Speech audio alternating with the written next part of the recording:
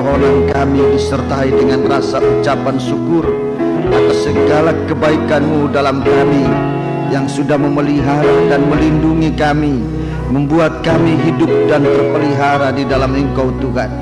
Saat ini kami duduk di bawah kaki Engkau.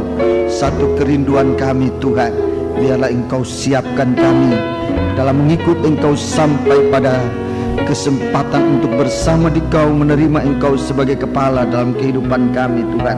Engkau kiranya menolong kami di saat ini. Bukakan firman-Mu dalam kami, jamalah kami Tuhan, isi kehidupan kami dengan firman-Mu, agar kami kembali dari tempat ini tidak kosong, tapi kami kembali dengan suatu firman, dengan firman yang hidup di dalam kami. Terima kasih. Kuasa-kuasa kegelapan, roh jahat yang selalu menggoda mengganggu kami saat pemberitaan firman-Mu, Bapa, bersatu hati kami panggil nama Engkau buat usir dia. Di dalam nama Tuhan Yesus Kristus, segala roh jahat, setan, kami perintahkan kamu semua dalam nama Yesus, pergi. Darah Yesus yang berkuasa. Terima kasih Bapa, haleluya. Terima kasih. Pengaruhi pemikiran kami, hati kami Tuhan, untuk dapat disatukan untuk menerima firman-Mu di dalam nama Tuhan Yesus Kristus, haleluya, amin.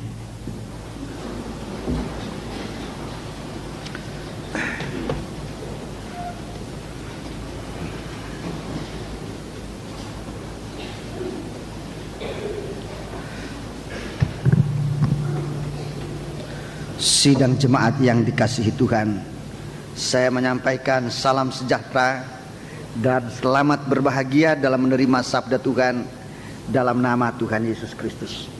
Baiklah, kita duduk dengan tenang untuk dapat mengikuti pemberitaan firman Tuhan. Rekan-rekan hamba Tuhan yang sudah datang dari luar kota Surabaya menempuh jarak yang jauh, mungkin saudara dalam kelelahan, tapi biarlah roh Tuhan memberikan kekuatan untuk beberapa saat ini dapat memusatkan hati dan pikiran untuk mendengarkan firman Tuhan. Kitab Wahyu Fatsal yang ke-6. Kitab Wahyu Fatsal yang ke-6. Dalam pengajaran tabernakel ini berada dalam tanda dari tongkat Harun yang bertunas, berbunga dan berbuahkan buah badam. Ini bicara tentang aktivitas Roh Kudus di dalam kehidupan umat manusia, terutama dalam gereja Tuhan, untuk menjadi suatu pusat kekuatan untuk kita bisa bertahan menghadapi arus penghukuman di akhir zaman ini. Kita membaca ayat yang kelima dan ayat yang keenam. Ayat 5 dan ayat yang keenam. Dan ketika anak domba itu membuka meterai yang ketiga, aku mendengar makhluk yang ketiga berkata, "Mari." Dan aku melihat sesungguhnya ada seekor kuda hitam, dan orang yang menungganginya memegang sebuah timbangan di tangannya. Ya, terus? Dan aku mendengar seperti ada suara di tengah-tengah keempat makhluk itu berkata, "Secupak gandum sedinar dan 3 cupak jelai sedinar. Tetapi janganlah rusakkan minyak dan anggur itu." Iya, terima kasih. Jadi ini saudaraku merupakan meterai yang ketiga yang dibukakan, dan di sini tampilnya makhluk yang ketiga yang berkata, "Mari." Makhluk yang ketiga dalam Wahyu Fatsal 4 ayat yang ke-7, mukanya seperti muka manusia. Jadi ini suatu hal yang menyangkut saudara-saudaraku keadaan kemanusiaan, kehidupan manusia, di mana banyak perkara yang dibutuhkan oleh manusia yang hidup di bumi ini. Jadi saudara-saudaraku, dalam penghukuman yang ketiga ini sesungguhnya menyangkut kehidupan manusia, menyangkut kebutuhan hidup manusia sehari-hari. Saudara-saudaraku, dan kita melihat bagaimana hukuman Allah jatuh atas dunia yang melupakan Tuhan. Saudara-saudaraku, dengan istilah mengatakan secupak gandum sedinar dan 3 cupak jelai sedinar, ini bicara tentang masa kelaparan yang hebat. Harga makanan akan menjadi sangat mahal. Harga makanan akan menjadi sangat mahal, saudaraku, akibat penghukuman demi penghukuman yang jatuh atas dunia ini. Dan dalam memeterai yang kedua, saudara lihat tentang kuda merah, itu tentang pemberontakan yang akan terjadi di bumi ini. Di seluruh bumi ini akan terjadi pemberontakan yang mengakibatkan nanti terganggunya, terutama ekonomi dunia ini, akan menimbulkan kelaparan. Dalam kitab Amos kita membaca di sana tentang kelaparan yang akan terjadi di bumi ini. Kitab Amos pasal yang ke-8. Rekan-rekan hamba Tuhan sudah sangat menghafalkan ayat ini, tapi untuk kita tidak ada ruginya kalau kita membaca firman Allah berulang-ulang kali. Kitab Amos pasal yang ke-8. Kitab Amos pasal yang ke-8, kita membaca mulai ayat yang seluruhnya, saudaraku, sebetulnya seluruh pasal yang ke-8 ini kita perhatikan. Baiklah, kita membaca mulai ayat pertama. Inilah yang diperlihatkan Tuhan Allah kepadaku. Tampak sebuah bakul berisi buah-buahan musim kemarau. Berisi buah-buahan musim kemarau. Ini bicara tentang hari-hari kedatangan Yesus yang sudah sangat dekat. Kalau bicara tentang musim kemarau, ini sebetulnya bicara tentang masa kedatangan Tuhan yang sudah dekat. Dalam Injil Matius, Injil Markus, Tuhan bicara tentang musim kemarau ini. Saudara-saudaraku, di mana Tuhan bicara tentang kedatanganku sudah di ambang pintu. Terus, lalu berfirmanlah ia, apakah yang kau lihat, Amos? Jawabku, sebuah bakul berisi buah-buahan musim kemarau. Sebuah bakul berisi buah-buahan musim kemarau. Berfirmanlah Tuhan kepadaku, kesudahan telah datang bagi umatku Israel. Aku tidak akan memaafkannya lagi. Perhatikan, nyanyian-nyanyian di tempat suci akan menjadi ratapan pada hari itu. Nyanyian-nyanyian akan menjadi ratapan. Demikianlah firman Tuhan Allah. Ada banyak bangkai, kemana-mana orang melemparkannya dengan diam-diam. Ini saudara-saudaraku tanda pemberontakan menjelang hari Tuhan. Akan banyak mayat yang dilemparkan di mana-mana. Saudara-saudaraku, menjelang hari Tuhan, nyanyian di tempat suci akan menjadi ratapan hari itu. Sekarang ayat yang keempat. Dengarlah ini kamu yang menginjak-injak orang miskin, dan yang membinasakan orang sengsara di negeri ini. Dan berpikir, bilakah bulan baru berlalu supaya kita boleh menjual gandum, dan bilakah hari Sabat berlalu supaya kita boleh menawarkan terigu, dengan mengecilkan eva, membesarkan sikal, berbuat curang dengan neraca palsu. Ini kekejian Tuhan. Saudara catat dalam Ulangan 25. Ulangan pasal 25 ayat 13 sampai dengan ayat 16. Tuhan marah, Tuhan merasa keji, Tuhan memandang sangat keji dengan keadaan semacam ini. Suatu korupsi yang merajalela. Itu secara jasmaninya. Suatu korupsi merajalela. Di hari menjelang kedatangan Tuhan, korupsi merajalela. Penipuan merajalela. Saudara-saudaraku, begitu dahsyatnya. Dan ini lebih membawa manusia kepada suasana kelaparan rohani dimulai dengan semacam ini. Ayat ini, saudaraku, secara rohani mengingatkan kita tentang korupsi yang terjadi saat korupsi dalam bidang kerohanian di hari-hari mendatang yang dikerjakan oleh begitu banyak orang, yaitu mengecilkan firman Allah, mengecilkan firman Allah, membesarkan perkara-perkara dunia. Ini saudara-saudaraku langkah-langkah kepada kelaparan rohani yang dasar.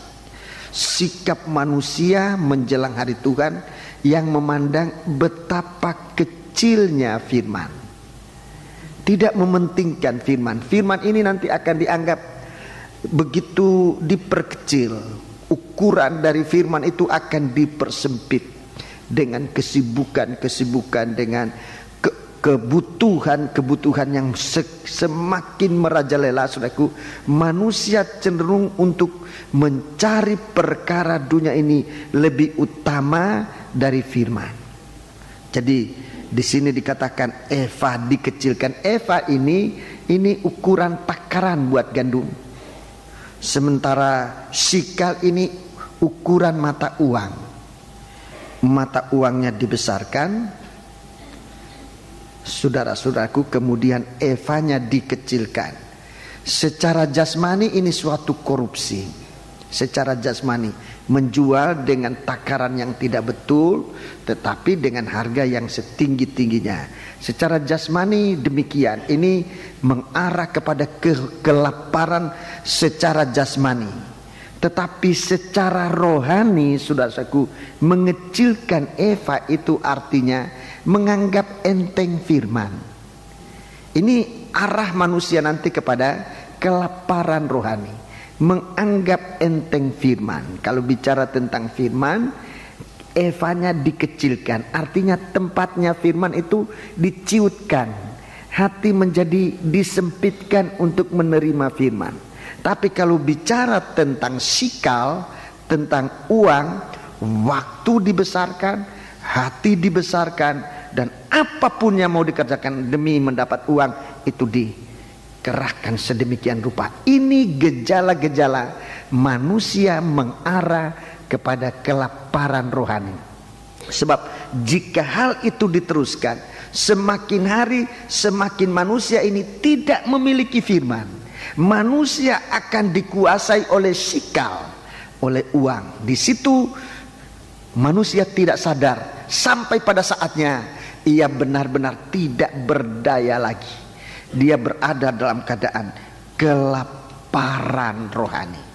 Sekarang kita membaca dalam ayat 11. Ayat 11. Sesungguhnya waktu akan datang, Ya. Demikian firman Tuhan Allah, Ya. Aku akan mengirimkan kelaparan ke negeri ini. Ya, kelaparan ke negeri ini. Bukan kelaparan akan makanan dan bukan kehausan Ya. akan air. Bukan lapar akan makanan dan bukan haus akan air. Melainkan akan mendengarkan firman Tuhan. Iya, mendengar firman Tuhan. Gandum dan jelai itu bicara tentang firman yang nanti akan menjadi mahal. Akan menjadi mahal.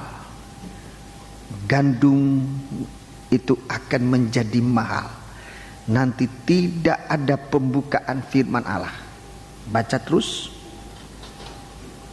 Mereka akan mengembara dari laut ke laut, Ya. dan menjelajah dari utara ke timur, Ya. untuk mencari firman Tuhan, tetapi tidak mendapatnya. Ya, tidak mendapatnya. Pada hari itu akan rebah lesu anak-anak darah yang cantik, Ya. dan anak-anak teruna karena haus. Ya. Mereka yang bersumpah demi Asima, Dewi Samaria, Ya. dan yang berkata, demi Allahmu yang hidup, Dan, serta demi dewa kekasihmu yang hidup, Berseba. Ya. Mereka itu akan rebah dan tidak akan bangkit-bangkit lagi. Ya, ini kejatuhan-kejatuhan. Dosa akan bertambah hebat. Kejahatan baik jumlahnya, kuantitasnya maupun kualitasnya akan meningkat. Ini dosa akan bertambah-tambah hebat. Saudaraku, orang akan mengalami kejatuhan-kejatuhan dan tidak bangkit-bangkit lagi. Tidak ada firman. Saudara-saudaraku, firman yang kita dengar di hari-hari ini itu bukan dari manusia. Itu firman itu dari Tuhan, saudara-saudaraku. Sebab Tuhan memberikan kepada kita untuk memelihara kehidupan kita menjelang hari Tuhan. Tuhan tidak mau kita menjadi orang yang jatuh di saat Yesus akan datang, sebab saat itu manusia akan benar-benar menderita. Sebab itu saudara-saudaraku, kita biarlah gunakan waktu yang ada sementara firman Allah disampaikan bagi kita. Di suatu waktu manusia akan sadar dan bangkit mencari firman. Di hari-hari ini saudara-saudaraku, kesempatan-kesempatan semacam ini mulai dirasakan oleh umat manusia. Kelaparan rohani mulai dirasakan dan mulai mencari firman. Di zaman Israel, zaman Raja Saul, terjadi kelaparan akan firman. Di situ waktu itu tidak, mimpi akan firman juga tidak ada. Nabi, nubuat tidak ada. Begitu mereka menderita, dan saudara-saudaraku, mereka kehilangan arah kehidupan. Kita hari-hari ini, saudara-saudaraku, biar kita melihat gejala-gejala yang ada di dunia ini, dan sementara kita masih mendapat kesempatan untuk mendengarkan firman Allah, baiklah kita mencari firman Allah, mengumpulkan firman Allah. Di zaman Yusuf terjadi kelaparan di tanah Kanaan. Terjadi kelaparan. Dalam kesempatan ini saya akan tunjukkan sejauh mana, setinggi mana tingkat kelaparan di zaman Yusuf itu. Kelaparan yang terjadi di seluruh dunia sampai di negeri Kanaan. Negeri Kanaan yang berlimpah air susu dan madu saat itu juga mengalami kelaparan. Tidak ada makanan, sebab 7 tahun kelimpahan yang sudah lewat diikuti dengan 7 tahun masa kelaparan yang begitu dahsyat. Kita melihat, saudaraku, di dalam kitab Kejadian pasal yang ke-47. Kitab Kejadian pasal yang ke-47, saudaraku, bagaimana dahsyatnya kelaparan. Dalam kitab Amos tadi dikatakan kelaparan rohani. Dalam kitab Wahyu, itulah yang akan terjadi baik secara jasmani maupun kelaparan rohani. Di zaman kelaparan jasmani, dalam kelaparan kitab Wahyu ini, saudara-saudaraku, secara jasmani, secara rohani, setan akan tampil merajalela. Mari kita baca ayat yang ke-13. Di seluruh negeri itu tidak ada makanan, sebab kelaparan itu sangat hebat, sehingga seisi tanah Mesir dan tanah Kanaan lemah lesu karena kelaparan itu. Iya, ini yang akan terjadi. Kehidupan manusia tidak tahan. Manusia akan menjadi lemah lesu. Begitu gampang terkena gosokan, terkena pengaruh. Tidak ada kekuatan untuk melawan. Lemah lesu. Terus, maka Yusuf mengumpulkan segala uang yang terdapat di tanah Mesir dan di tanah Kanaan, yakni uang pembayar gandum yang dibeli mereka, dan Yusuf membawa uang itu ke dalam istana Fir'aun. Setelah habis uang di tanah Mesir dan di tanah Kanaan, datanglah semua orang Mesir menghadap Yusuf serta berkata, ya, berilah makanan kepada kami. Ya, waktu itu masih ada uang, masih bisa beli. Tetapi semakin lama uang pun habis, sementara manusia masih membutuhkan makanan. Terus, mengapa kami harus mati di depanmu? Ya. Sebab tidak ada lagi uang. Uang juga habis. Jawab Yusuf, Ya, jika tidak ada lagi uang, ya, berilah ternakmu, berilah ternakmu. maka aku akan memberi makanan kepadamu sebagai ganti ternakmu itu. Ya, gandum diganti dengan ternak. Terus, Lalu mereka membawa ternaknya kepada Yusuf, dan Yusuf memberi makanan kepada mereka ganti kuda, kumpulan kambing domba, dan kumpulan lembu sapi, dan keledainya.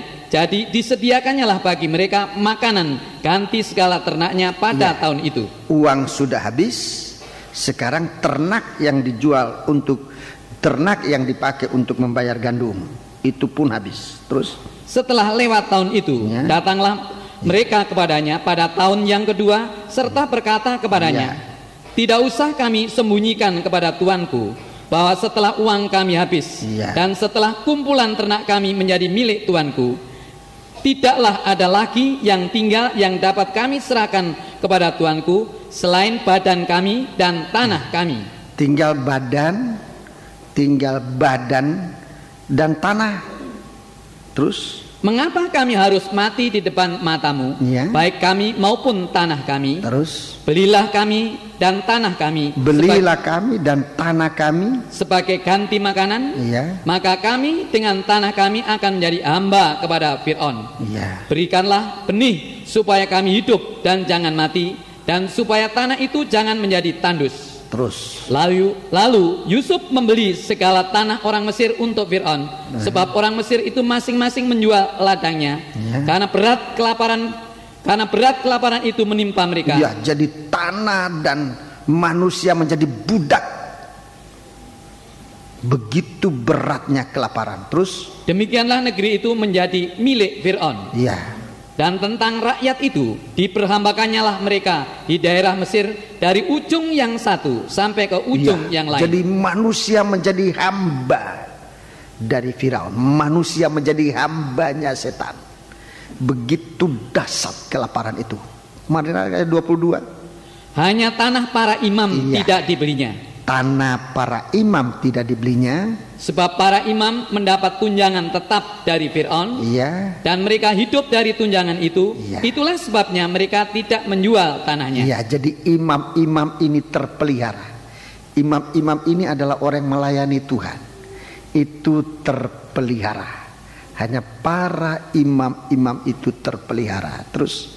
Berkatalah Yusuf kepada rakyat itu, pada hari ini aku telah membeli kamu dan tanahmu untuk Fir'aun.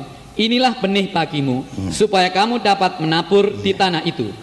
Mengenai hasilnya, kamu harus berikan 1/5 bagian kepada Fir'aun, dan yang 4 bagian lagi itulah menjadi benih untuk ladangmu dan menjadi makanan kamu dan mereka yang ada di rumahmu, dan menjadi makanan anak-anakmu. Lalu berkatalah mereka, engkau telah memelihara hidup kami, asal kiranya kami mendapat kasih tuanku, biarlah kami menjadi hamba kepada Fir'aun. Yusuf membuat hal itu menjadi suatu ketetapan mengenai tanah Mesir sampai sekarang, yakni bahwa 1/5 dari hasilnya menjadi milik Fir'aun, hanya tanah para imam tidak menjadi milik Fir'aun. Jadi saudaraku sudah lihat bagaimana perlindungan Tuhan untuk semua umat yang melayani Tuhan. Begitu hebatnya kelaparan nanti, sampai manusia ini memperhambakan diri hanya untuk sedikit makanan. Jadi bekerja untuk Firaun, bekerja untuk antikris, bekerja dengan segenap hati, segenap kekuatan, hasilnya untuk antikris. Itu di saat memuncaknya kelaparan. Tapi di saat itu, saudara-saudaraku, para imam-imam, para pelayan-pelayan tidak dapat dijamah oleh Firaun. Sudah mendapat kesempatan untuk disingkirkan. Imam-imam itu adalah orang-orang yang melayani Tuhan. Kehidupan orang-orang yang melakukan kehendak Allah. Injil Yohanes. Jadi saudara-saudaraku, supaya kita ini dalam ibadah kita tidak hanya sekedar beribadah, tapi supaya kita menjadi pelayan-pelayan Tuhan. Injil Yohanes pasal yang ke-12. Injil Yohanes pasal yang ke-12. Injil Yohanes pasal yang ke-12. Kita membaca ayat 20, mulai ayat yang ke-20. Di antara mereka yang berangkat untuk beribadah pada hari raya itu terdapat beberapa orang Yunani. Orang Yunani ini orang kafir, juga ikut beribadah. Jadi ini suatu hal di mana kesempatan kita bangsa kafir pun bisa masuk. Mari. Orang-orang itu pergi kepada Filipus yang berasal dari Betsaida di Galilea, lalu berkata kepadanya, Tuhan, kami ingin bertemu dengan Yesus. Kami ingin bertemu dengan Yesus. Filipus pergi memberitahukannya kepada Andreas. Ya. Andreas dan Filipus menyampaikannya pula kepada Yesus. Terus. Tetapi Yesus menjawab mereka, katanya, telah tiba saatnya anak manusia dimuliakan. 24. Aku berkata kepadamu, sesungguhnya jikalau biji gandum tidak jatuh ke dalam tanah dan mati, ia tetap satu biji saja. Ya. Tetapi jika ia mati, ia akan menghasilkan banyak buah. Iya, jadi mengikut Yesus dalam pengalaman kematian dan kebangkitan. Ya. Jatuh ke tanah itu merendahkan diri, mati itu menyangkal diri. Untuk tumbuh itu kebangkitan. Mati dan bangkit. Saudaraku, itu jalan pengikutan kepada Tuhan. Ini jalan yang disediakan oleh Tuhan di hari-hari ini untuk mengikut Tuhan, untuk sampai bisa bertemu Tuhan, untuk sampai bisa bertemu Tuhan. Tubuh dan kepala itu dipertemukan. Jalannya lewat kematian, kebangkitan. Jalannya lewat kematian, kebangkitan. Kalau saudara mengikut Tuhan dan mengalami sengsara, saudara sudah berada pada jalan yang benar. Maju, teruskan. Barang siapa Sebentar. Teruskan, bukan membacanya, teruskan mengikut. Ya. Terus mengikut, ya. Terus mengikutnya, ya. Kalau ada sengsara, itu sudah pada jalan benar. Tinggal dilanjutkan, ya. Teruskan. Nanti akan sampai kepada kebangkitan untuk menjadi pelayan Tuhan ini, menjadi imam yang dilindungi, yang dibela, yang dipelihara oleh Tuhan. Itu sebabnya saudara-saudaraku, menjelang hari Tuhan ini kita punya pelayanan ditingkatkan. Yang ada di ladang, yang sudah ada di ladang, jangan pulang ke rumah, katanya Tuhan menjelang hari Tuhan. Yang ada di atas soto rumah jangan turun. Kalau kehidupan rohani kita sudah diangkat oleh Tuhan, jangan merosot. Saudara-saudaraku, yang sudah ada di ladang Allah, jangan tinggalkan ladang. Saudara-saudaraku, sebab masa ini nanti begitu hebat. Tuhan memelihara imam-imam. Tanahnya para imam itu tidak bisa dijual kepada Firaun. Dipelihara, dibela, dilindungi oleh Tuhan. Dan itu bukan cara manusia. Itu bukan caranya manusia, saudaraku. Sebab darah Yesus yang sudah membeli kita jauh lebih kuat, jauh lebih mahal dari uangnya Firaun itu, uangnya dunia itu. Semua para imam-imam ini yang ditahbiskan itu ditebus oleh Tuhan dengan darah.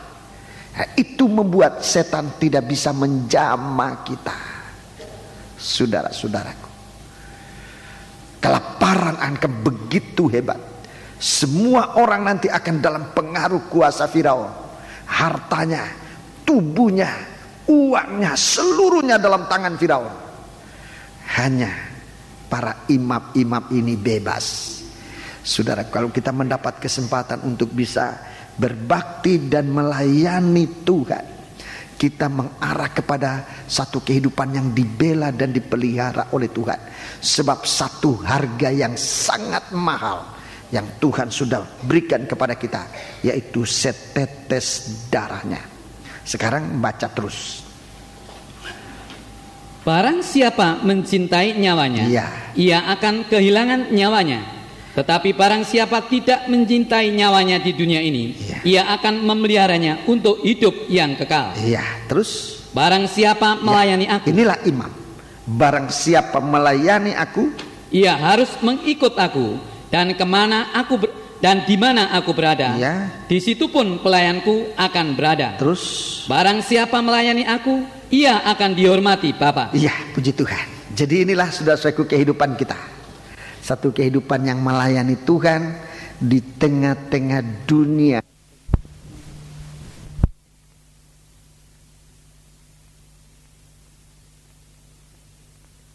begitu dasar. Jalannya memang itu, kematian, kebangkitan. Saudaraku, merendahkan diri, Itu langkah pertama. Itu jalan kematian pertama, itu merendahkan diri. Lebih dalam dari merendahkan diri adalah menyangkal diri.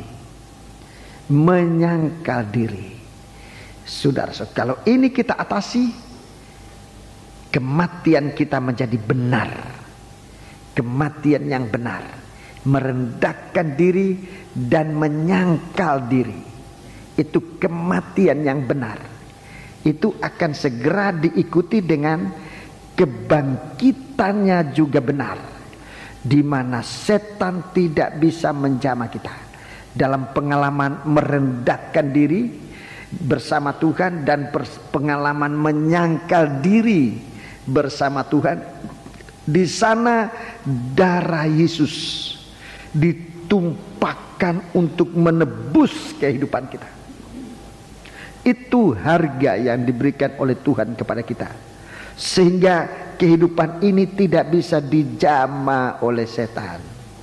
Kehidupan yang masuk dalam pengalaman kematian bersama Yesus, di mana darah itu, saudaraku, darah itu dipercikkan dalam kita. Kehidupan itu tidak bisa dijamah oleh setan, sebab kita akan dibangkitkan untuk satu kehidupan yang begitu kuat. Surat 1 Yohanes. Surat 1 Yohanes. Kita baca di dalam surat 1 Yohanes. Sekalipun dia dulu kita sudah baca, kita baca kembali. Surat 1 Yohanes. Surat 1 Yohanes.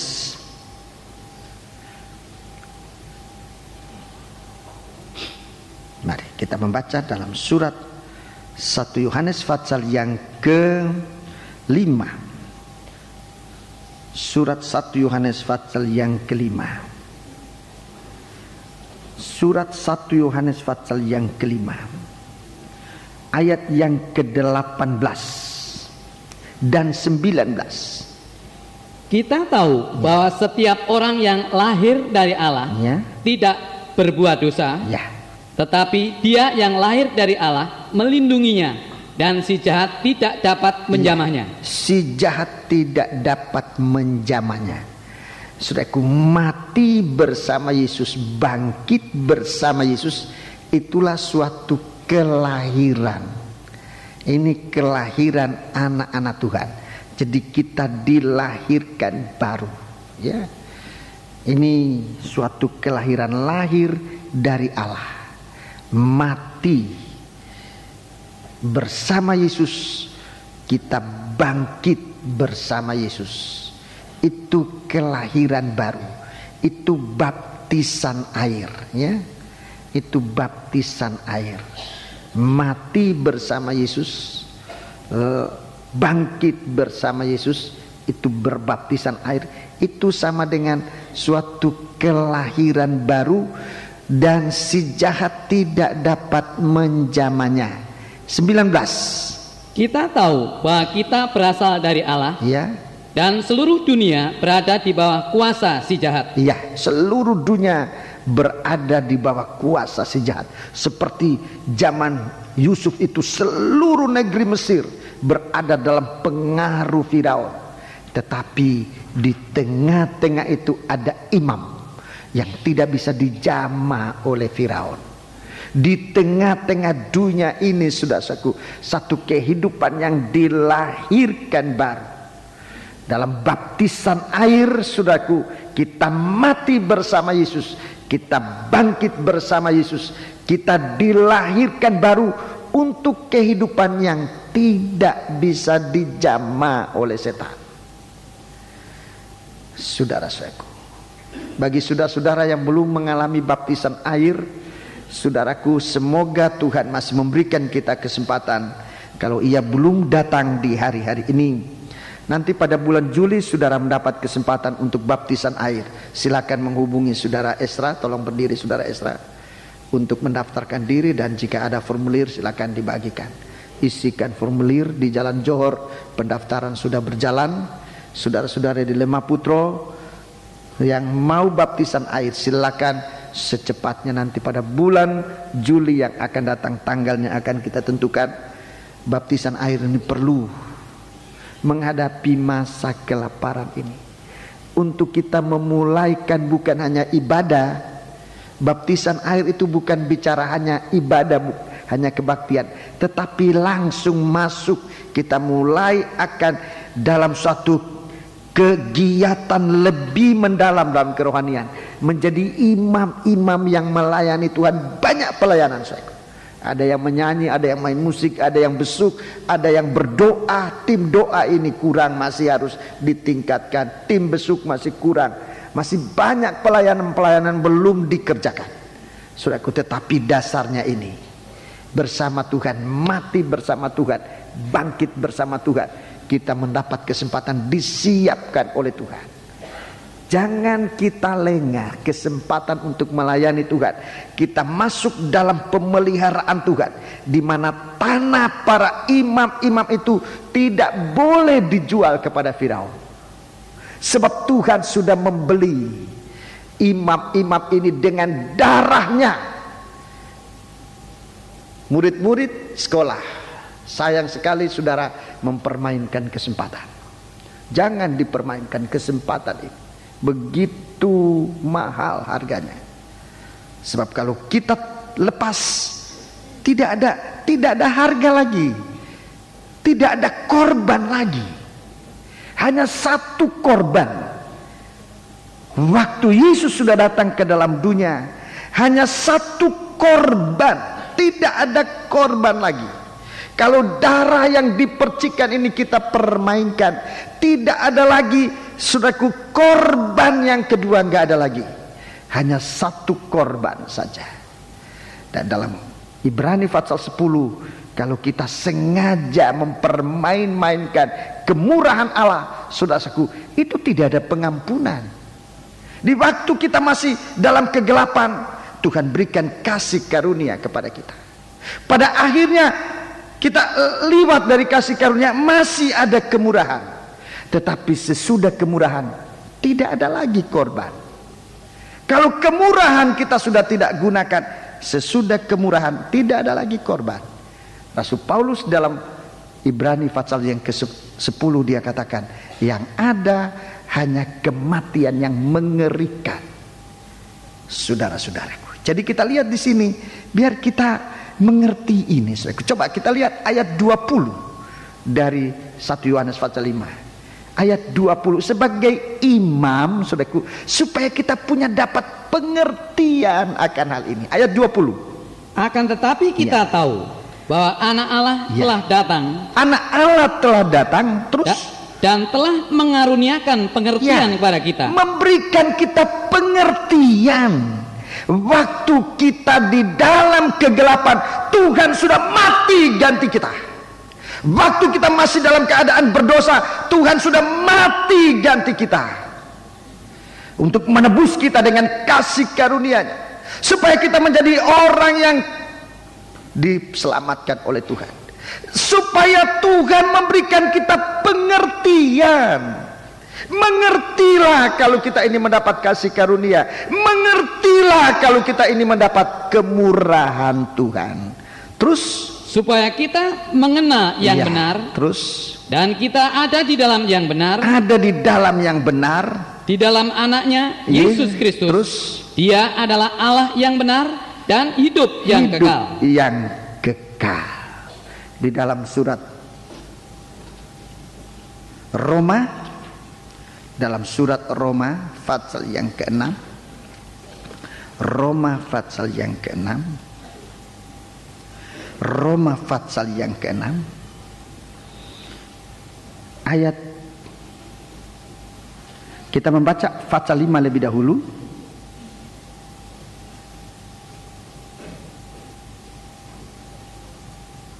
Ayat yang ke-20 dan 21.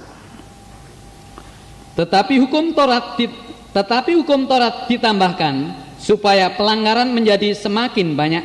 Terus. Dan di mana dosa bertambah banyak, di sana kasih karunia menjadi berlimpah-limpah. Jadi kita lihat saudaraku, bahwa begitu hebatnya kelaparan dalam dunia ini, saudara-saudaraku, begitu dosa berlimpah-limpah, di sana kasih karunia menjadi berlimpah-limpah. 21. Supaya sama seperti dosa berkuasa dalam alam maut, Ya. demikianlah kasih karunia akan berkuasa oleh kebenaran Ya. untuk hidup yang kekal oleh Yesus Sekarang Kristus pasal Tuhan 6 kita. ayat 1. Jika demikian, apakah yang hendak kita katakan? Apa hendak kita katakan? Bolehkah kita bertekun dalam dosa Ya. supaya kita semakin bertambah kasih karunia itu? Ini keadaan tidak mengerti. Bolehkah kita bertekun dalam dosa supaya semakin bertambah kasih karunia itu? Sekali-kali tidak. Sekali-kali tidak. Perhatikan. Bukankah kita telah mati bagi dosa? Ya, mati bagi dosa. Bagaimanakah kita masih dapat hidup di dalamnya? Sekarang ayat 3 ini pengertian yang diberikan oleh anak Allah. Atau tidak tahukah kamu bahwa kita semua yang telah dibaptis Ya, dalam Kristus, semua yang dibaptis dalam Kristus, telah dibaptis dalam kematiannya? ia mati bersama Yesus. Untuk menjadi pelayan-pelayan Allah ini, kita perlu mati bersama Yesus. Terus Dengan demikian kita telah dikuburkan bersama-sama dengan Dia Iya. oleh baptisan dalam kematian, supaya sama seperti Kristus telah dibangkitkan dari antara orang mati oleh kemuliaan Bapa, demikian juga kita akan hidup dalam hidup ayat yang baru. 5. Sebab jika kita telah menjadi satu dengan apa yang sama dengan kematiannya, Ya. kita juga akan menjadi satu dengan apa yang sama dengan Ya, kebangkitannya. menjadi satu dengan apa ya sama dalam kebangkitannya. Ini dalam baptisan air. Sekarang ayat 17. Tetapi syukurlah kepada Allah. Ya. Dahulu memang kamu hamba dosa, Dulu kamu hamba dosa. tetapi sekarang kamu dengan segenap hati telah mentaati pengajaran yang telah diteruskan kepadamu. Ya, sekarang setelah kamu mati bersama Yesus, mengkuburkan hidup lama dalam baptisan air, dibangkitkan bersama Yesus untuk mengalami kuasa kebangkitan, untuk mentaati pengajaran diteruskan kepadamu. Kamu telah Ya. dimerdekakan dari dosa Ya, kamu dimerdekakan dari dosa dan menjadi hamba kebenaran. menjadi hamba kebenaran. Ini imam. Jadi seorang imam itu adalah orang yang dibebaskan dari dosa. Ini seorang imam. Baptisan air itu mengkuburkan kehidupan lama yang berdosa untuk dibangkitkan menjadi satu kehidupan yang merdeka. Saudara-saudaraku, untuk kemerdekaan ini jangan disalahgunakan, tapi kemerdekaan ini untuk melayani Tuhan.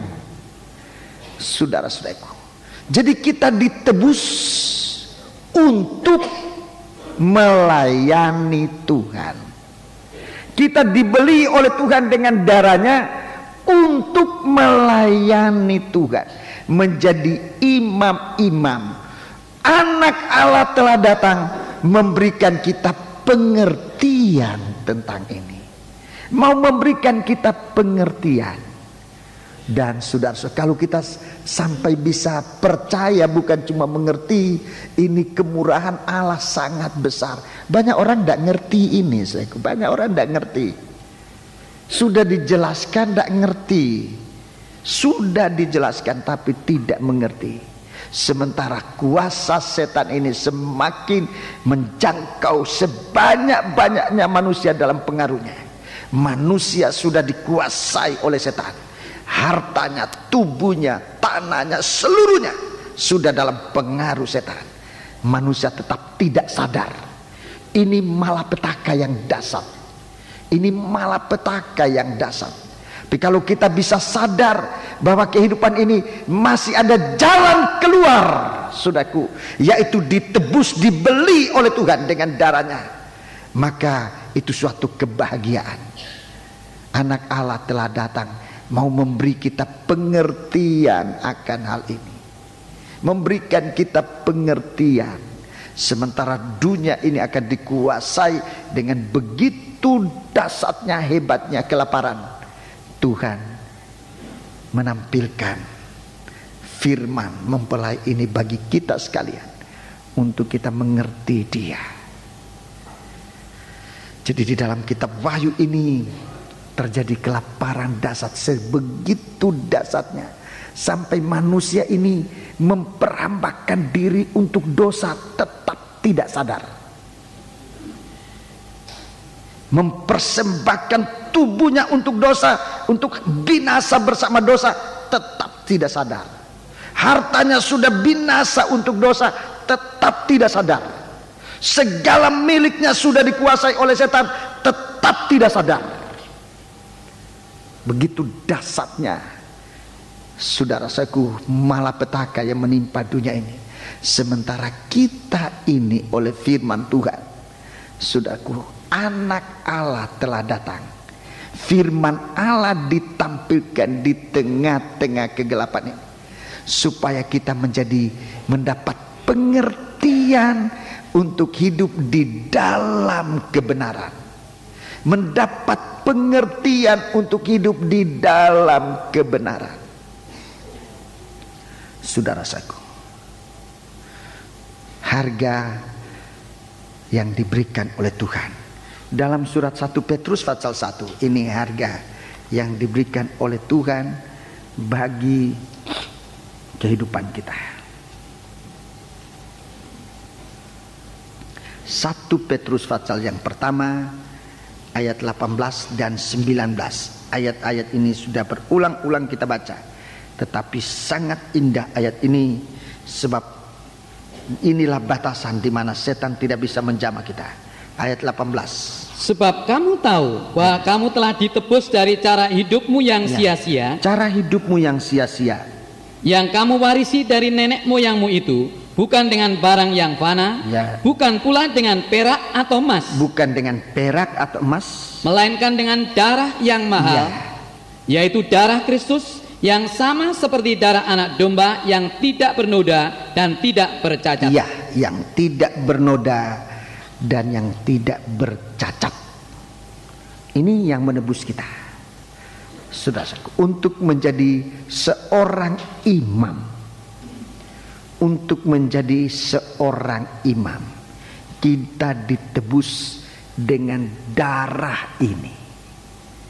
Untuk menjadi seorang imam. Jadi perhatikan pelayanan kita kepada Tuhan. Pelayanan yang ditandai dengan tanda ini, dengan tanda darah. Dalam Keluaran pasal yang ke-29, kitab Keluaran pasal yang ke-29, ini pelayanan. Keluaran pasal yang ke-29. Keluaran pasal 29 ayat 1 sampai dengan ayat yang keempat. Ayat 1 sampai dengan ayat yang keempat. Inilah yang harus kau lakukan kepada mereka untuk mengkuduskan mereka, supaya mereka memegang jabatan imam bagiku. Ambillah seekor lembu jantan muda dan 2 ekor domba jantan yang tidak bercela. Ya, terus roti yang tidak beragi dan roti bundar yang tidak beragi, yang diolah dengan minyak, dan roti tipis yang tidak beragi, yang diolesi dengan minyak dari tepung gandum yang terbaik, haruslah kau buat semuanya itu. Kau taruhlah semuanya dalam sebuah bakul, dan kau persembahkanlah semuanya dalam bakul itu. Demikian juga lembu jantan dan kedua domba jantan itu. Terus lalu kau suruhlah Harun dan anak-anaknya datang ke pintu kemah pertemuan, dan haruslah engkau membasuh mereka dengan air. Ya. Selanjutnya dipakaikan dengan pakaian dan diurapi dengan minyak. Ya, ini imam. Ini imam. Ini harganya seorang imam. Dimulai dengan harga darah. Itu nomor 1. Ini pekerjaannya seorang imam. Dimulai dengan korban darah 3 ekor binatang. Ini gambaran dari Yesus Kristus yang dengan darahnya menebus kita. Ini korban. Jadi seorang imam ini begitu mahal harganya. Saudaraku, darah Yesus. Kemudian korban makanan, ini persekutuan. Ini persekutuan dengan firman. persekutuan dengan firman. Kemudian tabisan mulai dengan basuhan air, itulah baptisan air. Kemudian ada pakaian imam-imam, ada urapan minyak. Jadi ini merupakan pelayanan seorang imam yang benar dalam tabisan untuk tidak ada satu lubang pun dari Firaun untuk dapat menguasai kehidupan seorang imam. Itu harus dipelihara oleh Tuhan, diperhatikan oleh setiap anak-anak Tuhan, supaya kehidupan kita menjadi seorang pelayan yang sungguh-sungguh. Sebab itu yang dapat hak untuk terpelihara di masa kelaparan ini. Itulah mereka nanti atau kita yang dapat membeli gandum seharga 1 dinar. Saudara-saudaraku, satu kehidupan yang ditabiskan oleh Tuhan, satu kehidupan seorang imam yang benar-benar dipakai oleh Tuhan, seperti mata uang yang berharga, yang bernilai, yang mempunyai kekuatan untuk dapat membeli. Itulah seorang imam. Saudara-saudaraku, memiliki suatu kehidupan yang berharga di mata Tuhan. Di dalam kitab Injil Matius pada hari Minggu saya sudah memulaikan sedikit tentang uang 1 dinar ini, kehidupan pelayan-pelayan Tuhan. Bagaimana kehidupan ini harus menjadi pelayan-pelayan Tuhan. Mari kita membaca Injil Matius pasal yang ke-21. Injil Matius pasal yang ke-21. Injil Matius pasal yang ke-21, kita baca mulai ayat 33. Kita baca mulai ayat 33. Kita lihat di sini satu pelayanan yang tidak berharga. Pelayanan yang tidak berharga. Dan ini sangat disayangkan. Mari. Injil Matius pasal 21. Injil Matius pasal 21 ayat 33. Dengarkanlah suatu perumpamaan yang lain. Ya, terus adalah seorang tuan tanah membuka kebun anggur dan menanam pagar sekelilingnya. Ia menggali lubang tempat memeras anggur dan mendirikan menara jaga di dalam kebun itu. Terus? Kemudian ia menyewakan kebun itu kepada penggarap-penggarap lalu berangkat ke negeri lain. Itu kebun itu disewakan kepada penggarap-penggarap lalu ia pergi ke negeri lain. Ketika hampir tiba musim petik, ia menyuruh hamba-hambanya kepada penggarap-penggarap itu untuk menerima hasil yang menjadi bagiannya. Untuk menerima hasil yang menjadi bagiannya. Tetapi penggarap-penggarap itu menangkap hamba-hambanya itu. Mereka memukul yang seorang, membunuh yang lain, dan melempari yang lain pula dengan batu. Terus. Kemudian Tuhan itu menyuruh pula hamba-hamba yang lain lebih banyak daripada yang semula. Tetapi mereka pun diperlakukan sama seperti kawan-kawan mereka. Terus? Akhirnya ia menyuruh anaknya kepada mereka, katanya, anakku akan mereka segani. Terus? Tetapi ketika penggarap-penggarap itu melihat anaknya itu, mereka berkata seorang kepada yang lain, ia adalah ahli waris. Mari kita bunuh dia supaya warisannya menjadi milik kita. Mereka menangkapnya dan melemparkannya keluar kebun anggur itu, lalu membunuhnya. Terus? Maka apabila tuan kebun anggur itu datang, apakah yang akan dilakukannya dengan penggarap-penggarap itu? Kata mereka kepadanya, ia akan membinasakan orang-orang jahat itu, dan kebun anggurnya akan disewakannya kepada penggarap-penggarap lain yang akan menyerahkan hasilnya kepadanya pada waktunya. 42. Ketika kata Yesus kepada mereka, belum pernahkah kamu baca dalam kitab suci, batu yang dibuang oleh tukang-tukang bangunan telah menjadi batu penjuru? Hal itu terjadi dari pihak Tuhan, suatu perbuatan ajaib di mata kita. 43. Sebab itu aku berkata kepadamu, bahwa kerajaan Allah akan diambil daripadamu dan akan diberikan kepada suatu bangsa yang akan menghasilkan buah kerajaan itu. 44. Dan barang siapa jatuh ke atas batu itu, ia akan hancur. Dan barang siapa ditimpa batu itu, ia akan remuk. Terima kasih. Ini suatu sistem pelayanan yang kita harus waspadai. Melayani dan melayani itu berbeda. Pelayanan semacam ini kita harus waspadai. Sebab pelayanan ini tanpa tanda darah.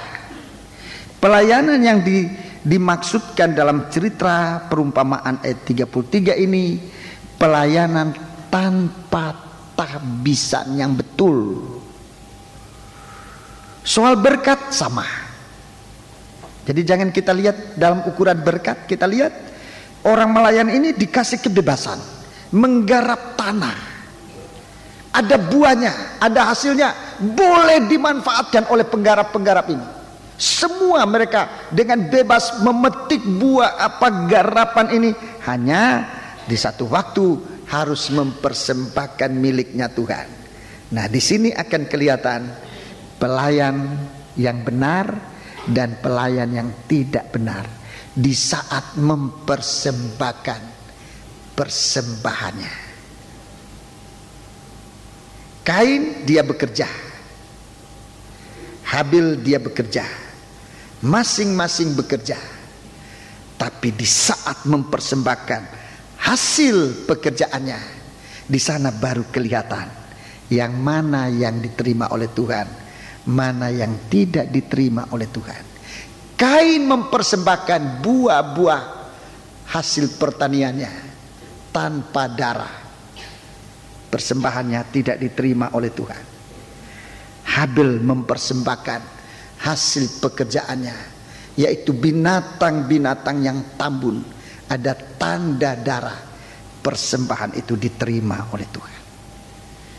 Pelayanan dimulai dengan tanda darah, jatuh ke tanah dan mati, percikan darah. Itu pelayanan yang diterima oleh Tuhan. Jangan kita lihat, saudaraku, bahwa kita akan berhasil, tetapi Tuhan akan lihat bukan hanya hasil, tetapi dari mana hasil itu ada. Itu yang Tuhan ingin lihat. Kalau hasil itu, saudaraku, kalau hasil itu bukan, tidak ada tanda darah, berarti itu hasil buah kayu. Kayu itu bicara dari daging ini, tidak disertai dengan tanda korban Kristus. Tapi kalau hasil itu merupakan buah dari korban, dari tanda darah, itulah yang diterima oleh Tuhan. Saudaraku, kita lihat di sini orang-orang ini melayani, tapi tanpa tanda darah. Pasal 21 rekan-rekan hamba Tuhan, pasal 21 dari Injil Matius itu bicara tentang percikan darah. Ini bicara tentang percikan darah. Di sini pelayan, di sini saudaraku, pekerja-pekerja kebun anggur ini, saudaraku, hanya bekerja tanpa tanda darah. Arahnya sudah menjadi jelas. Arahnya menjadi jelas. Kita lihat mereka, maafkan saya menggunakan istilah ini kasar, tetapi inilah yang sebenarnya. Mereka menjurus kepada menjadi orang yang disebut pencuri dan perampok miliknya Tuhan. Perkataan ini kasar, tapi tidak ada istilah lain untuk saya menyebutkan siapa orang ini. Bekerja di dalam ladang Allah, tetapi dia adalah seorang perampok. Itu sebabnya di akhir cerita ini dalam ayat 44. Ayat 44. Coba kita baca. Ayat 44.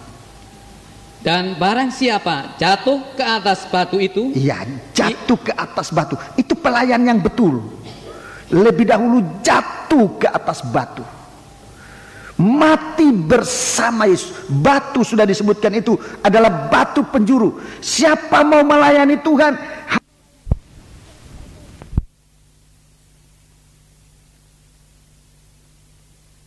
sama dengan Yesus. Ulangi.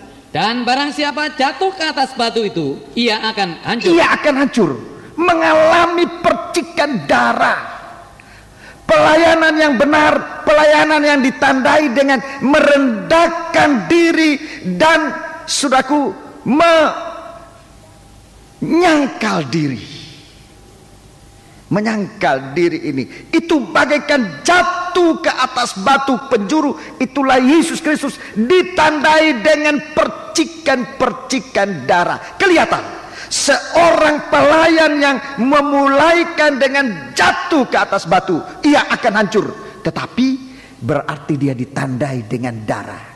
Terus, dan barang siapa ditimpa batu itu, ia akan remuk. Dia akan remuk.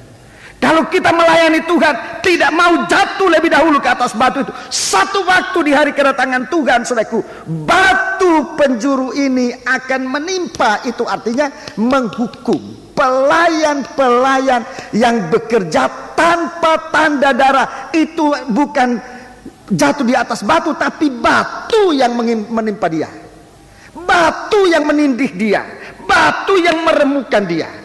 Kalau batu itu nanti menimpa dia, dia akan remuk. Dan ini yang terjadi. Sebelum cerita ini, ada dua jenis pelayanan. Ada dua jenis pelayanan, tapi jenis pelayanan ini semua mengarah kepada satu tujuan, yaitu menjadi milik Tuhan. Ada dua jenis pelayanan. Mari kita perhatikan nomor 1 Fatsal 20 Injil Matius. Ini pelayanan yang pertama. Ini jenis pelayanan pertama. Ini pelayanan pekerja-pekerja. Ini pelayanan para pekerja-pekerja untuk mendapatkan 1 dinar. Untuk bisa menjadi bekal di musim kelaparan. Ini yang bekerja di dalam ladang 1 dinar. Mereka ini bekerja dengan tanda tahbisan. Mari kita baca mulai ayat pertama. Adapun hal kerajaan surga sama seperti seorang tuan rumah yang pagi-pagi benar keluar mencari pekerja-pekerja untuk kebun anggurnya. Setelah ia sepakat dengan pekerja-pekerja itu mengenai upah sedinar sehari, ia menyuruh mereka ke kebun anggurnya. Kira-kira pukul 9 pagi. Jadi ini yang pertama. Ini yang pertama jam 6 atau pagi-pagi sekali, mengupah orang dengan dasar janji upah sedinar sehari. Sedinar sehari. Dan orang ini bekerja sepanjang hari. Saya lanjutkan aja. Orang ini bekerja sepanjang hari, kena panas, kena terik. Memang kalau dihitung ini yang paling siksa. Orang ini yang paling siksa, paling lama bekerja, paling siksa. Dia kena panas, dia ditaruh, dia bekerja yang paling menderita. Dari pagi dia kena angin, kena panas, kena apa saja, saudaraku, paling menderita. Lalu kita lihat ayat yang ke-10. Ayat 10 kita baca. Kemudian datanglah mereka yang masuk terdahulu, sangkanya akan mendapat lebih banyak, tetapi mereka pun menerima masing-masing 1 dinar juga. Jadi dia, saudaraku, dengan hasil ini, dengan mengalami begitu banyak penderitaan, kena panas, kena angin, menderita, lelah sepanjang hari, dia merasa nanti menerima lebih banyak. Terus ketika mereka menerimanya, mereka bersungut-sungut kepada tuan itu. Katanya, mereka yang masuk terakhir ini hanya bekerja 1 jam, dan engkau menyamakan mereka dengan kami yang sehari suntuk, bekerja berat dan menanggung panas terik matahari. Tetapi tuan itu menjawab seorang kepada mereka, saudara, aku tidak berlaku tidak adil terhadap engkau. Bukankah kita telah sepakat sedinar sehari? Lupa karena merasa berjasa. Ini bahaya kalau kita bekerja merasa berjasa, ini bahaya. Padahal sebetulnya kita memang punya kelebihan. Memang punya kelebihan. Orang ini punya kelebihan. Punya kelebihan dari orang-orang yang lain. Apalagi dari yang masuk jam 5 itu. Dia punya kelebihan. Tapi inilah, bekerja di ladang Allah merasa berjasa. Ini berbahaya. Sangat berbahaya. Kehilangan nanti. Merasa berjasa. Terus, ambillah bagianmu dan pergilah.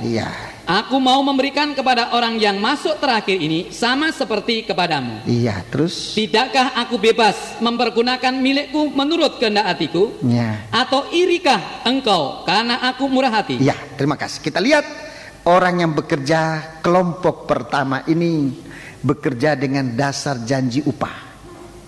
Dengan dasar janji upah. Di masa kelaparan ini nanti pekerjaan begitu mahal, harganya susah cari pekerjaan. Pengangguran merupakan penyakit sosial yang hebat menimpa dunia ini nanti. Apalagi di negara-negara berkembang, negara-negara industri aja, saudaraku, manusia, tenaga manusia ini disingkirkan oleh mesin-mesin yang begitu hebat, sehingga pengangguran akan merupakan penyakit di dalam negara yang begitu dahsyat. Saudara-saudaraku, kita lihat Tuhan tampil justru untuk meredam pengangguran yang terjadi dengan memanggil orang-orang masuk ke dalam ladang. Dasarnya ini, memang janji itu ada. Tuhan tidak menipu kita. Orang bekerja itu ada upahnya. Dulu saya selalu berbicara mengikuti rekan-rekan atau pendahulu-pendahulu bahwa kita di ladang Allah ini bekerja tidak ada upah. Tapi kalau kita baca firman Allah, Tuhan menyuruh kita bekerja bukan tanpa upah. Ada upahnya, tetapi bukan itu tujuan kita bekerja. Bukan itu tujuan untuk bekerja. Kita bekerja untuk melakukan kehendak Allah. Itu sistem Yesus bekerja, melakukan kehendak Allah. Soal berkat, Tuhan tidak mungkir dari janji. Ini isi dari cerita yang saya bisa tarik, bahwa Tuhan konsekuen dengan janjinya. Tuhan konsekuen dengan janjinya. Itu pula yang saya alami dalam melayani Tuhan, bahwa Tuhan sangat menepati janji. Saya punya kesaksian berulang kali, saudaraku. Kesimpulannya adalah Tuhan tidak menipu. Waktu saya dipanggil oleh Tuhan dengan dialog begitu panjang bersama Tuhan, sampai dengan persoalan jaminan, saudaraku, di hari-hari pelayananku, sungguh saya mengalami, saudaraku, apa yang dijanjikan oleh Tuhan semua digenapi. Saya tidak bisa lagi mengulangi kesaksian ini, akan kita menyimpang terlalu jauh nanti dari apa yang akan saya bicarakan. Tapi kesimpulannya adalah bahwa Tuhan menyuruh kita bekerja itu ada dasar janji, dan Tuhan menepati janji itu. Yang kita harus jaga adalah ini, yang pertama yang kita harus jaga dalam kita bekerja di ladang Allah ini. Yang pertama kita harus jaga dalam saat kita bekerja, jangan merasa kita berjasa. Ini sangat merugikan janji kita dengan Allah. Ini nomor satu. Sebab mengapa saya katakan nomor satu? Jangankan melayani Tuhan, banyak kali kita masuk ke gereja aja, kita rasa kita sudah berjasa kepada pendeta, kepada Tuhan. Wah, aku masuk gereja. Kita merasa kita berjasa karena masuk gereja. Kita perlu di apa namanya? Ya, nggak tahu bahasanya itu, dirayu begitu, apa ya, supaya mau masuk gereja. Lalu kalau kita masuk gereja, kita merasa wah kita berjasa bisa masuk gereja. Itu bahaya. Kita tidak merasa bahwa masuk gereja ini suatu kebutuhan kita. Kita datang ke gereja, kita dibujuk. Nah, ini istilah yang agak tepat. Ya, kalau dirayu itu kurang, terlalu kasar rasanya. Dibujuk supaya mau masuk gereja, dibujuk supaya mau masuk baptisan, dibujuk supaya mau ini mau itu. Kalau demikian, saudaraku, kita nanti akan masuk gereja, kita nanti akan melayani Tuhan, kita merasa berjasa. Dan kalau kita tidak puas, ini nomor 2, bersungut. Tadi ini berbahaya. Nomor 2, bersungut. Ini yang kita harus jaga. Mengenai janji, Tuhan konsekuen dengan janjinya. Dia tidak mungkir janji. Saya jadi saksi. Dari sekian banyak saksi, saya pun jadi saksi dalam hal ini. Tuhan tidak melanggar janjinya. Tapi kita harus jaga Jangan merasa berjasa. Kalaupun kita menerima sesuatu dari Tuhan, itu hanya karena berkat Tuhan, bukan karena hasil. Saya mengatakan itu, saya tidak bisa mengatakan kepada Tuhan bahwa Tuhan memperpanjang umur saya, bahwa Tuhan memberikan saya kesempatan untuk melayani Tuhan. Itu suatu upah saya, suatu jasa saya. Saya tidak berani mengatakan itu, sebab itu adalah kemurahan Tuhan juga.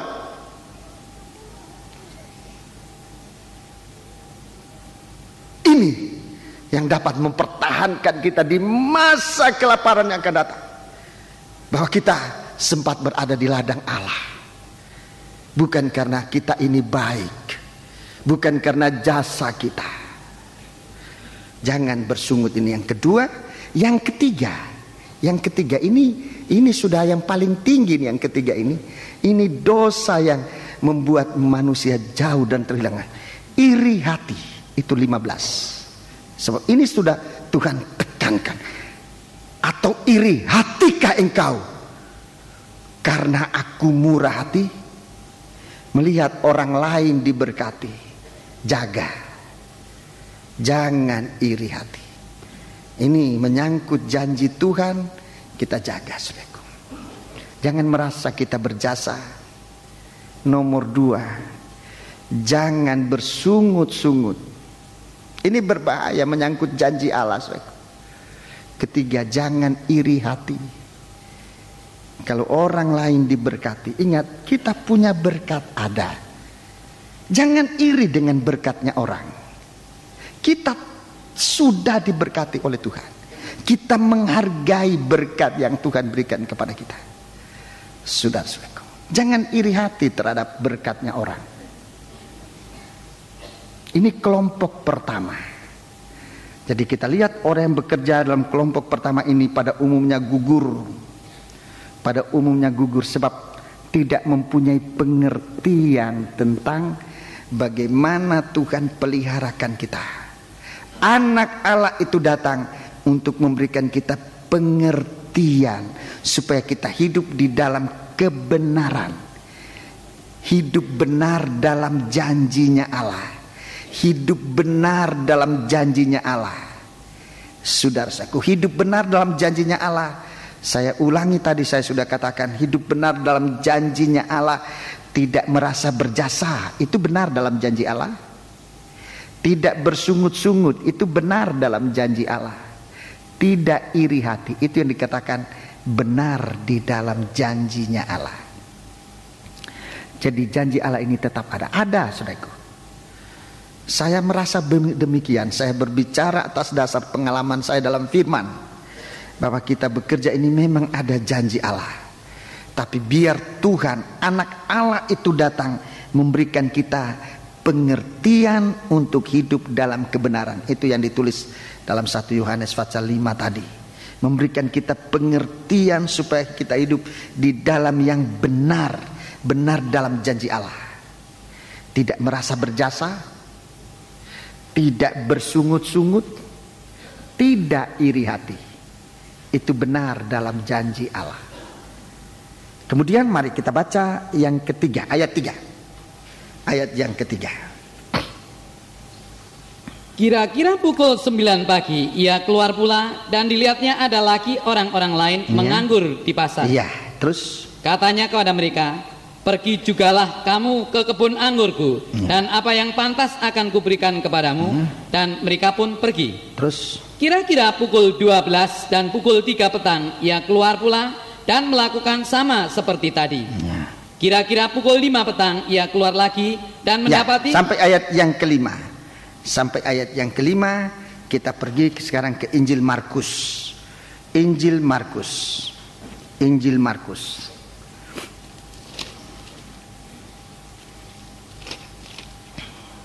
Injil Markus pasal yang ke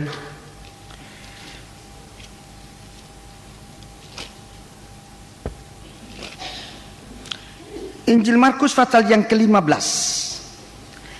Injil Markus pasal yang ke-15. Ayat 25, ayat 33 dan 34. Ya. Injil Markus 15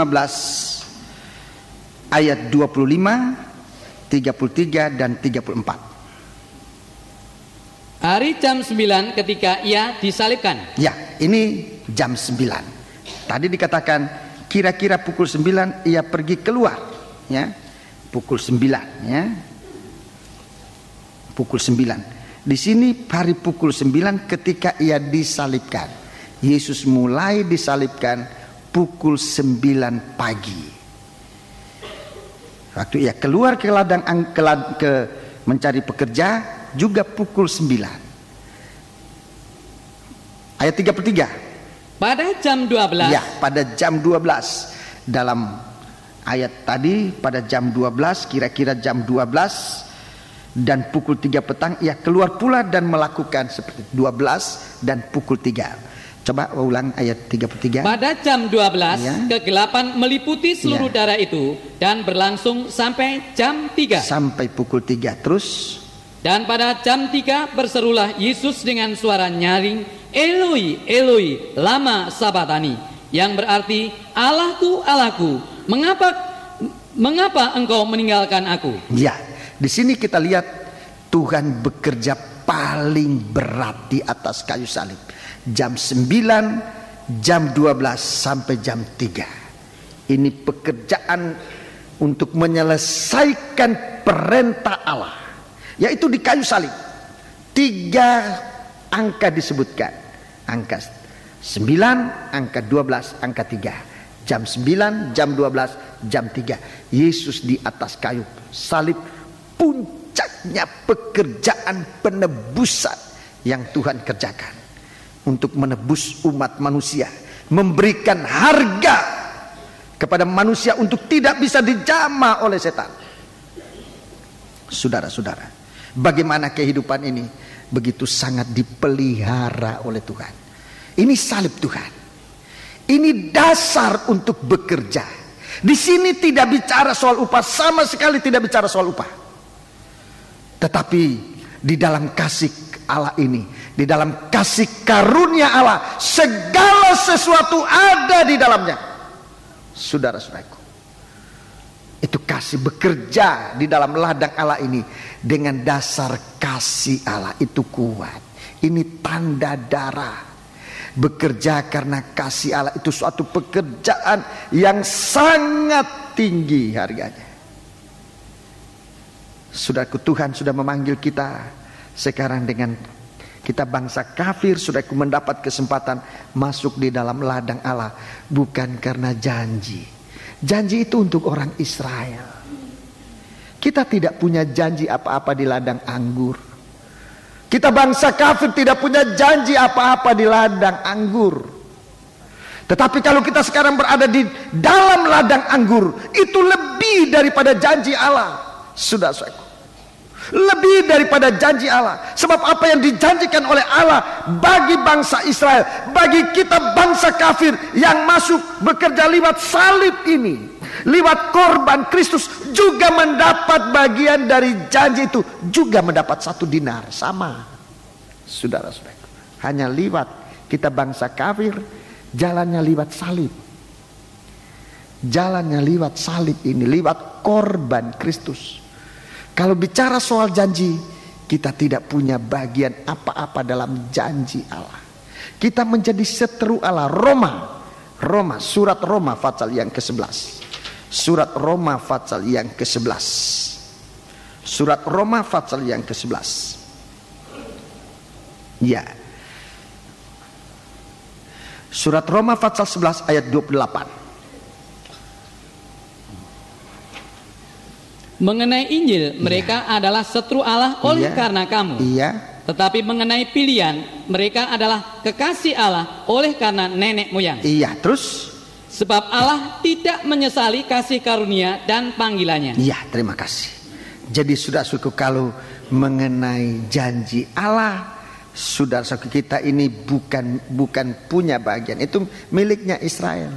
Kita ini hanya karena Injil, karena salibnya Tuhan mendapat bahagian. Hanya karena salib. Kalau perjanjian itu dengan Ibrahim, dengan orang Israel. Kita ini bukan orang Israel, tapi kita ini mendapat bagian dari Injil. Dari Injil mereka juga tidak mereka menjadi seteru oleh karena kamu, tapi mengenai pilihan, mereka adalah kekasih Allah oleh karena nenek moyang. Puji Tuhan. Jadi ini yang kedua, dasar kelompok yang kedua, oleh karena korban Kristus, oleh karena salib. Sekarang kita kembali Injil Matius pasal yang ke-20. Injil Matius pasal yang ke-20 ayat yang ke-6. Ayat yang ke-6.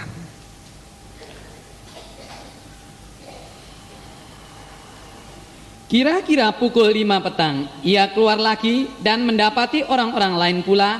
Lalu katanya kepada mereka, "Mengapa kamu menganggur saja di sini sepanjang hari?" Kata mereka kepadanya, "Karena tidak ada orang mengupah kami." Iya. Katanya kepada mereka, "Pergi jugalah kamu ke kebun anggurku." Iya, pergi juga ke kebun anggurku. Jadi 3 kelompok pekerja di dalam ladang anggur ini. 3 kelompok. Dasarnya yang berbeda. Yang pertama dasarnya janji Allah. Kalau tidak punya pengertian ini bahaya. Kalau tidak punya pengertian ini bahaya. Kedua, dasarnya salib. Yang ketiga, dasarnya kemurahan. Kalau ini yang paling kuat. Kita bekerja di ladang Allah merasa hanya karena kemurahan Allah mendapatkan 1 dinar. Jadi inilah kelompok pertama, saudaraku. Intinya ini orang bekerja di ladang Allah yang tadi saya katakan ada 2 macamnya. Ada 2 macam. Macam pertama adalah macam orang-orang upahan. 3 kelompok orang upahan. Kelompok pertama dengan dasar janji. Kelompok kedua dengan dasar salib. Kasihnya Tuhan, itu salib itu kasihnya Tuhan. Kelompok ketiga dengan dasar kemurahan. Semua mendapat masing-masing 1 dinar. Sekarang yang terbesar, saudaraku, pekerja yang terbesar. Ini Fatsal 21. Fatsal 21. Ini sama mendapat perintah. 21 ayat 28. Mulai ayat yang ke-28. Tetapi apakah pendapatmu tentang ini? Iya. Seorang mempunyai 2 anak laki-laki. Iya, seorang mempunyai 2 anak laki-laki. Ia pergi kepada anak yang sulung dan berkata, "Anakku, pergi dan bekerjalah hari ini dalam kebun anggur." Iya, pergi dan bekerja hari ini dalam kebun anggur. Tidak ada janji, tidak ada apa. Ayo pergi ke ladang anggur. Jawab anak itu, "Baik, Bapa." Jawab anak itu, "Baik, Bapa." Tetapi ia tidak pergi. Tapi ia tidak pergi. Lalu orang itu pergi kepada anak yang kedua dan berkata demikian juga. Iya. Dan anak itu menjawab, "Aku tidak mau." Aku tidak mau. Tetapi kemudian ia menyesal lalu pergi juga. Iya, terus? Siapakah di antara kedua orang itu yang melakukan kehendak ayahnya? Iya. Jawab mereka, "Yang terakhir." Kata Yesus kepada mereka, "Aku berkata kepadamu, sesungguhnya pemungut-pemungut cukai dan perempuan-perempuan sundal akan mendahului kamu masuk ke dalam kerajaan Allah. Sebab Yohanes datang untuk menunjukkan jalan kebenaran kepadamu, dan kamu tidak percaya kepadanya. Tetapi pemungut-pemungut cukai dan perempuan-perempuan sundal percaya kepadanya. Dan meskipun kamu melihatnya, tetapi kemudian kamu tidak menyesal, dan kamu tidak juga percaya kepadanya." Iya. Saya singkatkan cerita ini. Singkatannya atau kesimpulannya adalah ada 2 anak. Saya tidak pentingkan yang pertama atau yang kedua, pokoknya ada 2 anak. Yang satu diperintah mengatakan mau, iya, tetapi tidak melakukan. Yang kedua mengatakan tidak mau, tetapi melakukan. Yang mana yang betul? Orang-orang ini menjawab,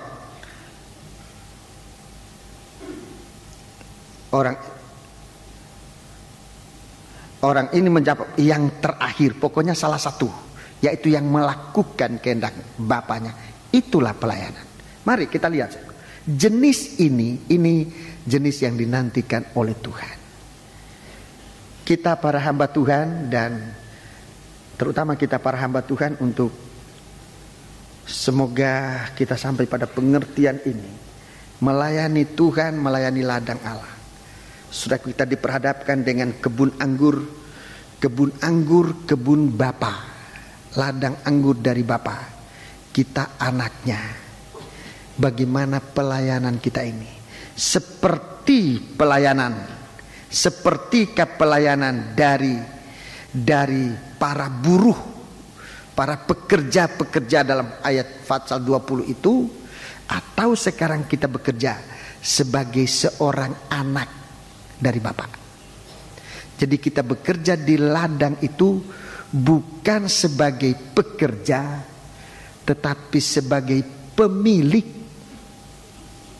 Ini kalau kita sampai pada pengertian itu dalam ladang Allah, kalau setiap anak-anak Tuhan bekerja, mendapatkan kesempatan bekerja di ladang Allah, saudara-saudara, untuk bukan menerima 1 dinar, tetapi menerima 1 ladang. Sebab kalau kita diberikan pergi bekerja, sama dengan kita diberikan ladang itu menjadi milik kita, dan itu diakui oleh pekerja-pekerja yang nanti merupakan orang-orang upahan. Kalau kita itu tampil, ini pemilik. Jadi kita mengerjakan pekerjaan Allah itu bukan sebagai seorang pekerja. Sebagai seorang pekerja aja sudah dilindungi, sudah dipelihara oleh Tuhan. Dengan memiliki 1 dinar, dia terpelihara di masa kelaparan. Sekarang kita tampil sebagai anak, bukan menerima 1 dinar, tapi menerima seluruh ladang itu. Anak ini memiliki ladang itu seperti Bapa memiliki ladang itu. Tuhan datang ke dalam dunia dan katakan, aku dan Bapa satu. Aku dan Bapa itu satu. Yang milik Bapa itulah milik anak itu. Sekarang kita bekerja sebagai siapa? 3 macam orang bekerja di sini. Yang pertama, Fatsal 20, bekerja karena ada tahbisan. Pelayan-pelayan bekerja dengan tahbisan benar. Yang kedua, sebagai anak yang melayani. Yang ketiga, sebagai orang kampung, ya. Ia menyewakan kebun kepada penggarap-penggarap, lalu berangkat ke negeri lain. Dalam ayat yang ke-33, ya. Penggarap-penggarap, penyewa. 3 macam pekerja di ladang. 1 dengan tahbisan, kedua sebagai anak, ketiga sebagai penggarap-penggarap yang kemudian malah menjadi pencuri. Kepada sidang jemaat, saya ingin sampaikan, biar kita melayani Tuhan tidak sebagai penggarap-penggarap yang menerima kebun sebagai penyewa, tapi kita bekerja di ladang Allah, sedikitnya sebagai imam dalam tahbisan yang benar, untuk ditingkatkan oleh Tuhan menjadi pemilik dari ladang anggur ini. Dan ini bukan suatu perkataan yang mustahil Tuhan berikan, sebab Tuhan menyiapkan bagi kita. Tuhan bicara tentang kepemilikan ini. Bagaimana perempuan-perempuan sundal, bagaimana pemungut-pemungut cukai bisa masuk ke dalam kerajaan Allah. Karena mereka memasukkan kehidupan mereka, dibaharui Tuhan. Untuk menjadi anak Tuhan, kelahiran baru ini sangat dibutuhkan. Supaya kita melayani Tuhan, jangan hanya sebagai pekerja-pekerja yang hanya untuk dapat upah, tetapi supaya kita bekerja dalam sistem kita dibaharui sampai kita benar-benar menjadi anak-anak Allah. Ladang anggur ini seharusnya dilayani bukan oleh pekerja-pekerja, sekalipun itu saudaraku bukan bertentangan dengan kebenaran. Tapi Tuhan sesungguhnya merindukan ladang anggur ini dilayani oleh anak-anak Allah, oleh anak-anak Bapa. Itulah kerinduan Tuhan untuk kehidupan kita menghadapi masa kelaparan itu. Saudaraku, biar kita melayani Tuhan dengan sungguh-sungguh. Kita dilahirkan baru. Itu sebabnya dalam ibadah, dalam kebaktian kita, saudaraku, kelahiran baru ini seringkali mau disamarkan oleh setan. Mau disamarkan. Saya seringkali mendengar boleh masuk ke gereja, tapi ingat jangan baptisan. Jangan baptisan air. Sebab baptisan air itu merupakan jalan kita menjadi anak-anak Allah. Kita dilahirkan kembali menjadi anak-anak Allah. Itu sebabnya dalam menyampaikan firman Allah tadi, saya sisipkan kesempatan pada bulan depan untuk ada baptisan air. Mulai sekarang dibuka kesempatan untuk mendaftarkan diri agar semua dapat dipersiapkan bagi baptisan air pada bulan depan yang akan datang ini. Bagi saudara-saudara, sebab Tuhan mau bahwa kita di dalam sidang jemaat tidak menjadi orang-orang upahan, apalagi penggarap-penggarap yang hanya menuntut sewa, yang mendapat kesempatan dipelihara oleh Tuhan, tetapi pada akhirnya semua akan binasa. Tapi biar kita menjadi anak-anak Allah yang dikasihinya. Kita semua menjadi anak-anak Allah, bekerja di dalam ladang Allah ini, menjadi anak-anak Allah yang dikasihinya. Itulah kerinduan Allah. Kita ikut dalam kebaktian, kita ikut melayani Tuhan untuk satu waktu menjadi anak-anak yang dikasihi oleh Tuhan, menjadi pewaris-pewaris kerajaan surga. Lebih dari selamat, lebih daripada hanya selamat. Kalau menjadi pekerja bisa selamat, tetapi lebih dari selamat, Tuhan mau masukkan kita menjadi pemilik-pemilik kerajaan surga, dan itu bukan sesuatu yang mustahil. Puji Tuhan. Kita mau gunakan perjamuan suci. Marilah kita bangkit berdiri. Kita melakukan nyanyian tadi nomor 228, penuhi aku sekarang. Pelayan perjamuan suci silakan maju ke depan. Kita siapkan diri untuk menerima perjamuan suci.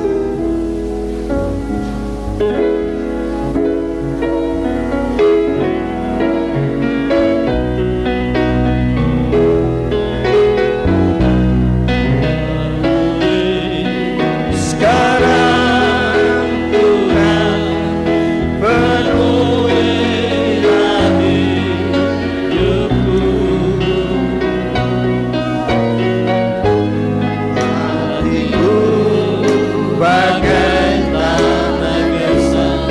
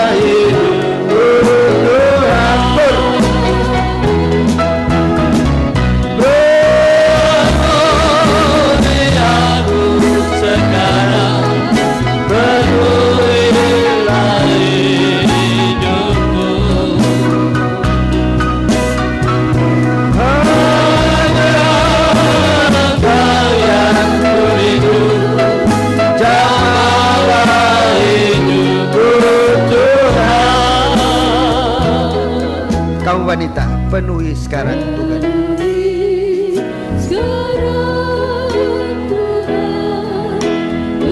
Kau pria dalam doa,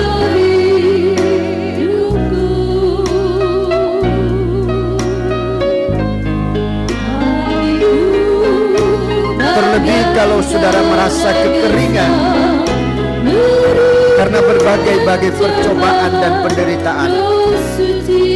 Jamahan Roh Suci kita butuhkan.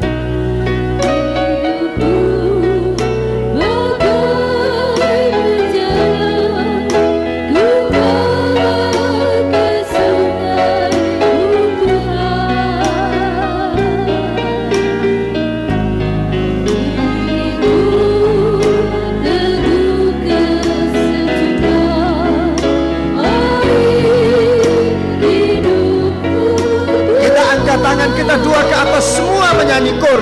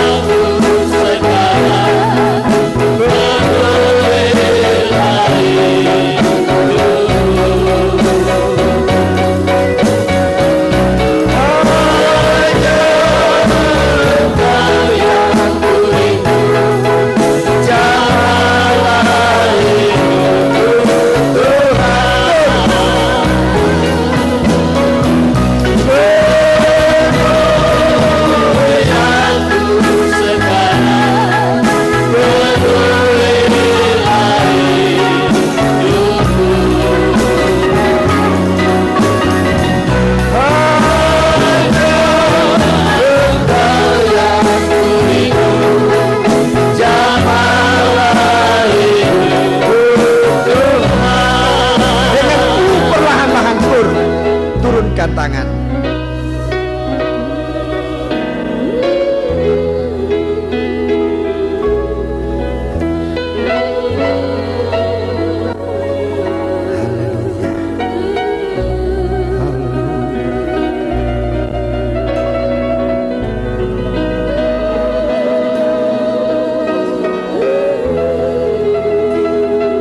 Tuhan memenuhi kita dengan pribadinya, firman, kasih dan rohnya. Kor dengan U.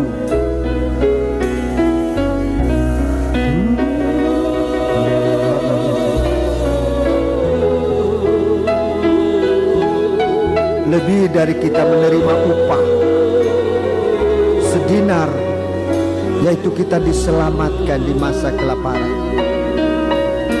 Lebih dari itu adalah kalau kita bisa menjadi seperti Dia, menjadi miliknya yang tidak boleh dibinasakan.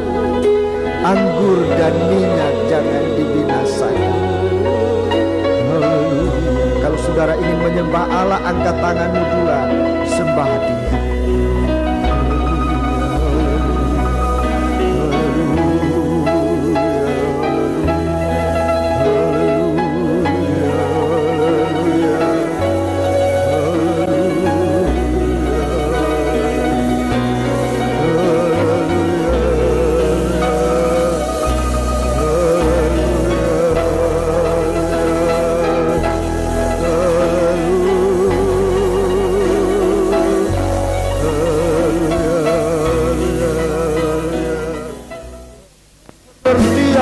Akan firman-Mu Tuhan. Haleluya, haleluya. Terima kasih Tuhan, terima kasih. Kami serahkan hidup kami bukan untuk menjadi milik dari setan, menjadi milik dari dunia ini, tapi mau menjadi milik Di-Kau Tuhan. Terima kasih. Turunkan tangan. Demikian Bapa, kami ingin Tuhan menerima tubuh dan darah-Mu yang sedang disiapkan bagi kami. Tuhan, layakkanlah kiranya kami menerima berkat dari perjamuan suci ini. Terima kasih Bapa, haleluya, terima kasih. Dalam nama Yesus kami naikkan doa kami. Kekasihku, biarlah berkat dari Allah dalam perjamuan suci ini akan menjadi bahagian kita yang kita miliki dan kita terima di dalam nama Tuhan Yesus Kristus. Haleluya. Amin.